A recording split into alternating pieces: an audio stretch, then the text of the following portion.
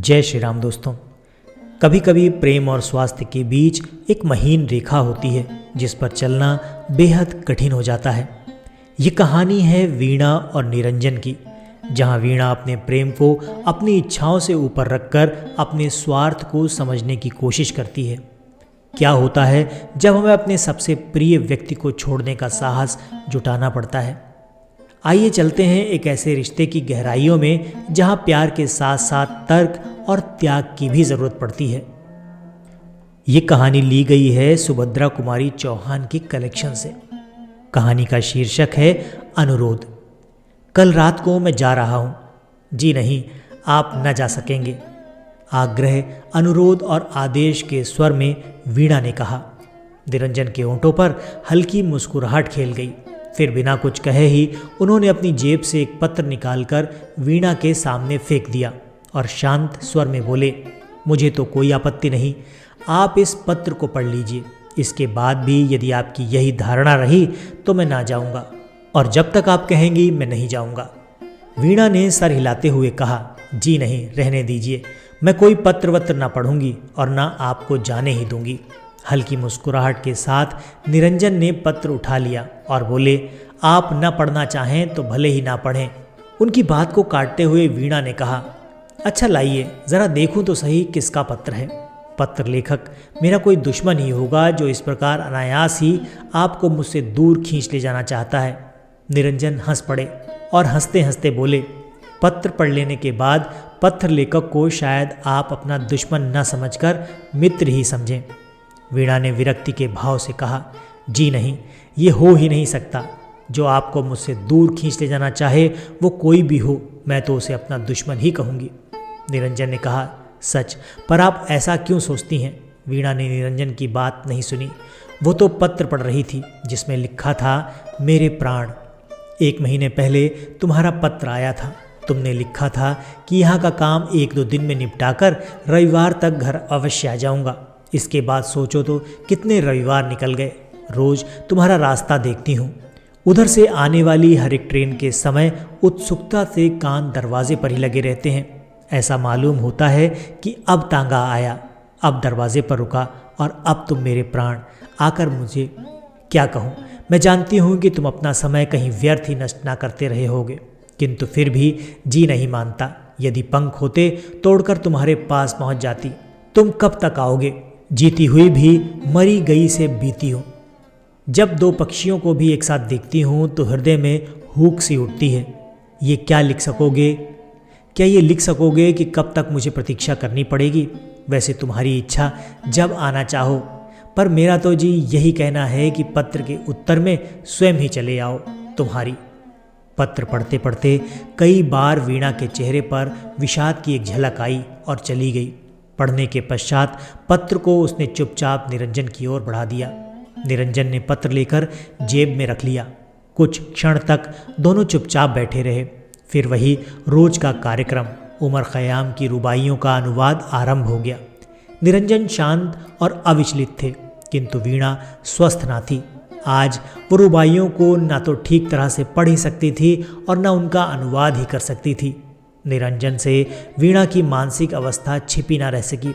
उन्होंने कहा, आज आप अनुवाद का काम रहने ही दें, कल हो जाएगा। चलिए थोड़ी देर ग्रामोफोन सुने। बाजे में चाबी भर दी गई, रिकॉर्ड चला दिया गया। इंदुबाला का गाना था, सजन तुम काहे को नेहा लगाए। 1 2 3 वीणा ने बार बार इसी रिकॉर्ड को बजाया। जब तक वीणा के पति कुंज बिहारी ऑफिस से लौटे, बोले, वीणा, तुमसे कितनी बार कहा है कि इतनी मेहनत मत किया करो, पर तुम नहीं मानती। ज़रा अपना चेहरा तो जाकर शीशे में देखो, कैसा हो रहा है। वीणा कुछ ना बोली। निरंजन ने कहा, जी हाँ, यही बात तो मैं भी इनसे कह रहा था कि आप इतनी मेहनत ना करें, सब होता रहेगा। उस दिन निरंजन के जाने के बाद वीणा ने रात भर जागकर सारी रुबाइयों का अनुवाद कर डाला। अब केवल एक बार देख लेने की ही आवश्यकता थी। निरंजन की पत्नी का पत्र पढ़ लेने के बाद वीणा अपने आप ही अपनी नज़रों में गिरने लगी। उसे ऐसा मालूम होता था कि निरंजन के प्रति उसका प्रेम स्वार्थ से परिपूर्ण है, क्योंकि उसे उनका साथ अच्छा लगता है और इसीलिए वो उन्हें अपने दुराग्रह से रोके जा रही है। निरंजन को पत्नी की नम्रता एवं उसके शील और विश्वास के सामने वीणा अपनी दृष्टि में स्वयं ही बहुत हीन जांचने लगी। निरंजन बहुत नम्र प्रकृति के पुरुष थे और विशेषकर स्त्रियों के साथ वे और भी नम्रता से पेश आते। यही कारण था कि वे वीणा का आग्रह टाल ना सके। कई बार जाने का निश्चय करके भी वे ना जा सके, किंतु आज वीणा ने सोचा कि अब मैं उन्हें कदापि ना रोकूंगी, जाने ही दूंगी। मैं जानती हूँ कि उनका जाना मुझे बहुत अखरेगा, परंतु ये कहाँ का न्याय है कि मैं अपने स्वार्थ के लिए एक पति पत्नी को अलग अलग रहने के लिए बाध्य करूं। ना, अब ये ना होगा। जो बीतेगी वो सहूंगी, पर उन्हें अब नहीं रोकूंगी। दूसरे दिन समय पर ही निरंजन आए। वीणा उन्हें ड्राइंग रूम में ही मिली। उन्हें देखते ही उठकर हंसती हुई बोली।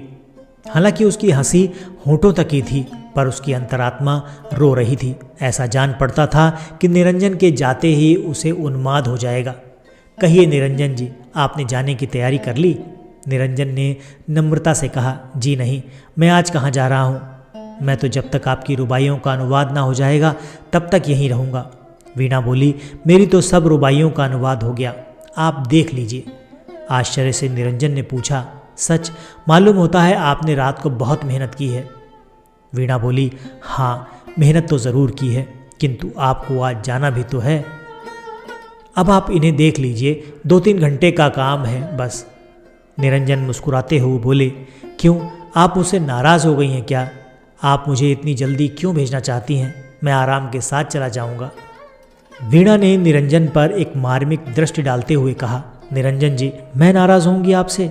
क्या आपका हृदय इस पर विश्वास कर सकता है? मैं तो जानती हूँ कभी ना करेगा, किंतु जिस प्रकार आप इतने दिनों तक मेरे आग्रह से रुके रहे, उसी प्रकार मेरे अनुरोध से आप आज रात को गाड़ी से चले जाइए। निरंजन ने दृष्टि उठाकर एक बार वीणा को देखा, फिर वो अनुवाद की हुई रुबाइयों को देखने लगे।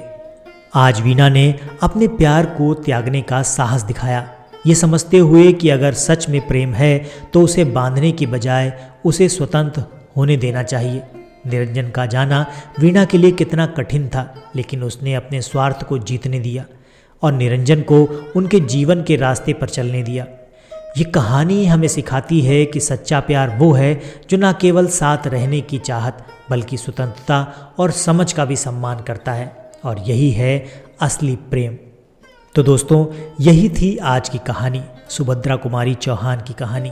कहानी आपको कैसी लगी कमेंट करके ज़रूर बताइएगा। वीडियो पसंद आया है तो इसे लाइक करके शेयर ज़रूर करें। हम मिलते हैं आपसे अपने अगले वीडियो में ऐसी ही किसी रोचक कहानी या फिर लोक कथा के साथ। तब तक के लिए आपका धन्यवाद।